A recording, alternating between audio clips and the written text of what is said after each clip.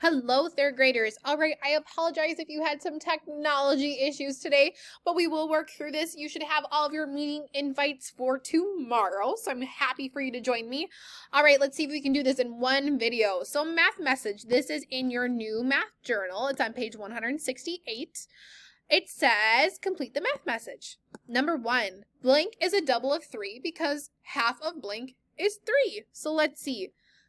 Blank is a double of 3. Well, what's a double of 3? Oh, 3 plus 3 or 3 times 2 is 6. Let's see if that makes sense. 6 is a double of 3. Yeah, 6 is a double of 3 because half of 6 is 3. I have 6 and I have 6. That makes sense. Double of 3 is 6 and half of 6 is 3. If I cut 6 in half, 3 and 3. Awesome. I want you to do that with number 2 and number 3. Blank is a double of 5. What's a double of 5? That number, put it here. Half of this number is 5. So what is 5 half of? Think about that. What's 5 doubled, or what is half of that number to make 5? Great. Do the same thing with number 3. Double of 9. Think of what 9 doubled is, and then half of that equals 9. Awesome. Write these in, put me on pause, unpause me when you have the answer. Okay. And let's see, double of 5 is 10. And let's see, because half of 10 is 5. If I cut 10 in half, is it 5? You bet you 5 and 5 make 10. What is a double of 9? 9 plus 9 is 18. Awesome. Okay, so half of 18 is 9. Does that make sense? It sure does. Okay, then this says, what do all of the doubles have in common? Think of 6, 10, and 18. 6, 10, and 18. What kind of numbers are 6, 10, and 18? If we double them, they for sure have to be what kind of numbers? They are all even numbers. Why does that happen? Because look at 3, 5, and 9 are odd numbers, but when we double them, they're even? What? So why would that happen? Write your explanation there. Okay, I'm going to keep moving on. Put me on pause if you need to finish that last one. This says, your friend is planting a rectangular garden that is 6 feet wide and 7 feet long. To buy the correct amount of fertilizer, she needs to find the area of the garden. But she does not know how to solve 6 times 7. Show your friend how she could use doubling to figure out the area.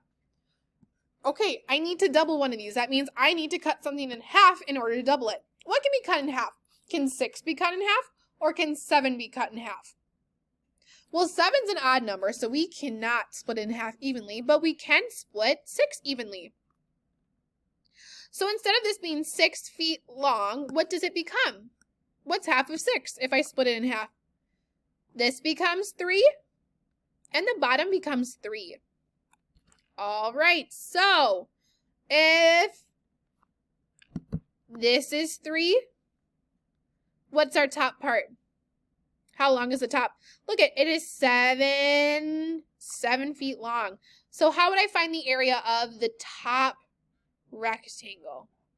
I would take 3 times 7. What is 3 times 7? Write your answer in there. And what would be the area of the bottom? Well, look at if we split 6 in half, if the top part's 3, the bottom part's 3, how long is it across? What number? If this part is 7 feet, guess what? This part is also going to be 7 feet. That's why I made them the same color. So what would my multiplication problem be in there? 3 times 7. So I could use a helper fact. I could think, what is 2 times 7? 2 times 7 is 14. Then I have to add one more 7, right? 3 times 7 is 21. If the top is 21, that means the bottom is 21. Is my answer 21? No, I need 6. That means I need to take 3 and add 3. I need to take the top rectangle and add the bottom rectangle together because I want 6 times 7. So what is 21 plus 21?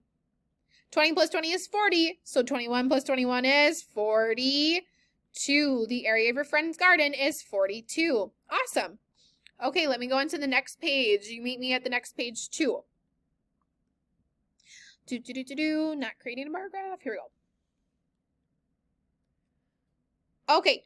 It says your friend changed her mind. Now she wants her garden to be 4 feet wide and 8 feet long. She needs to find the area of this garden, but she does not know how to solve 4 times 8. Use doubling to help her solve 4 times 8. Show your work below. Hint, you can start by breaking apart the 4-foot side into 2 feet and 2 feet. So here's my 4-foot side. I need to break it apart. So it said take your 4-foot side. I took my 4-foot side.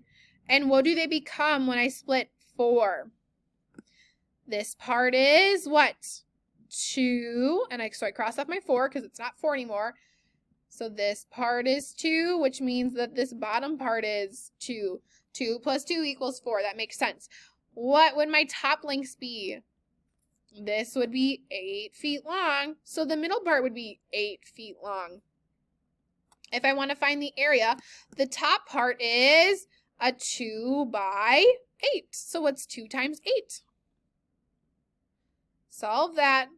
Then the bottom, look, it's a 2 by 8. What is 2 times 8? So I take the answer of the top one and I double it. Answer the top, answer the bottom. What would my answer be? What would my answer be? What helper fact did you double to solve 4 times 8? Well, we wrote the helper fact in here. What was it? You took this number and doubled it, so write that helper fact. For B, it says find a different way to use doubling to help your friend. Oh, sorry. To find your friend to find the answer to 4 times 8. Show your work below. Hint, you can start by halving the other side of the rectangle. All right, I halved 4. Guess what? 8's an even number, so I can half 8. That means I need to split 8 into half. So instead of 8, it becomes what? This side is what?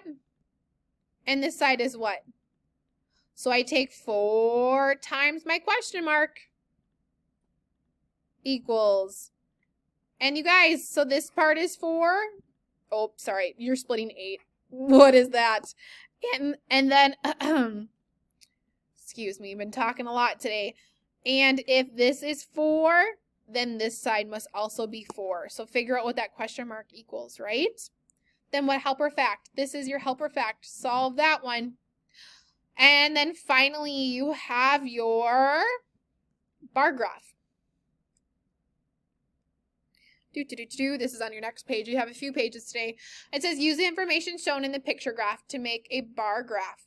Remember to add labels and title your graph. So visitors to, oops, I need my drawing tool. Visitors to Big Bend National Park. Write your title right here. The first thing we always do is look at our key. What does one smiley face equal? 50 people. So if this is 50 people and this is 50 people, you could box them like this. 2 smiley faces, 50 plus 50 is 100. This is 200. This is 300. This is 400. You need to find out what your largest number is. Look at day 3. Because I start at 0 on my graph. And I need to go up to whatever number this is. So again, I would take these. 200, 300, and I would keep counting. Whatever this number is, it needs to be able to fit on this bar graph. Oh boy, I see a half smiley face. If a whole smiley face equals 50, what's half of 50? Think of cents. 50 cents. What are two coins that equal to 50 cents? 25 cents, right? So 25 is half of 50. Then down here, okay, visitors to Big Bend. These are your days, right? These are your days. Day 1, day 2, day 3, and you would keep going. Look at day 1 through day 7. Then when you are finished making your bar graph, you are going to use that to help answer your questions on the next page. All of these questions are questions about your bar graph. So you need to fill in your bar graph first, make it accurate, make it nice and neat. You're going to have one bar here. Oops, I need my drawing tool again. You're going to make your bar, color it in. Then you skip a little space, and then you make this bar, and then you skip a little space. Look at that. So keep it nice and neat. Then when you're done, you get to finish math boxes. So there's quite a few journal pages today, but that is how it's going to be. Hopefully tomorrow everyone can log on to Zoom and we can just do this right together so you can stick with us. Okay, I have a place to send all of your math journals to, and then a separate place to send your math boxes. Okay, I look forward to seeing you all tomorrow. See you then.